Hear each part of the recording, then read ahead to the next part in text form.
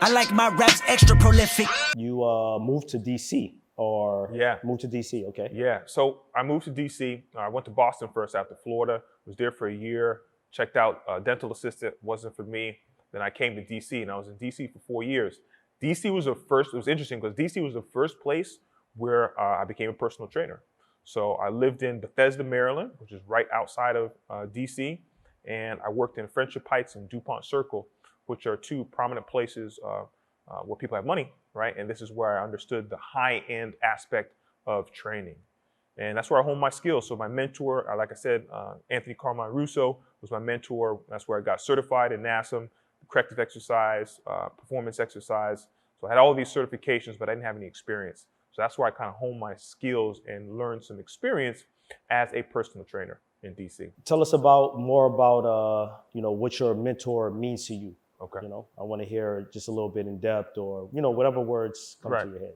Yeah, so I call him Tony. I keep on saying his full name just because I know he's gonna watch this and he'd be like, man, why are you saying my full name? But Tony, he really taught me everything I knew. So he was actually my trainer. He was training me for the NFL.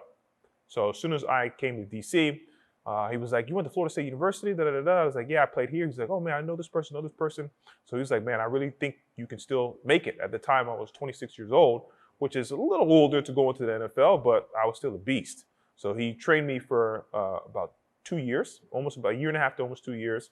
And he taught me the ropes, taught me basically everything. So I had the education through college as an exercise physiologist. So my degree was a high level degree compared to his degree, which is exercise science. So there goes that, humble yourself. So I was like, yo man, I'm good. So when he stopped training me as an athlete, after I tore my hip flexor, then I said, okay, boom, I'm going full-time in as a trainer. And he's like, all right, show me how to train.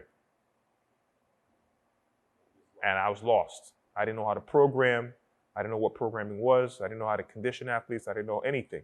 So he basically had to strip me down. This athlete, right now, I'm at 191 pounds. I was around 208 coming in from Florida State, yoke neck. And so he kind of stripped me down and taught me the ropes, taught me, one, how to program, professionalism, and just about everything that you have to know about the industry. So that's always going to stick with me. I always call him a mentor, even though I mentor at this point hundreds of trainers throughout my career, but he's always going to be my mentor and my coach. And I think every coach should have a mentor and a mentee, and every coach should have been coached through something, whether it's individual sports, whether it's through personal training, or whether it's team sports.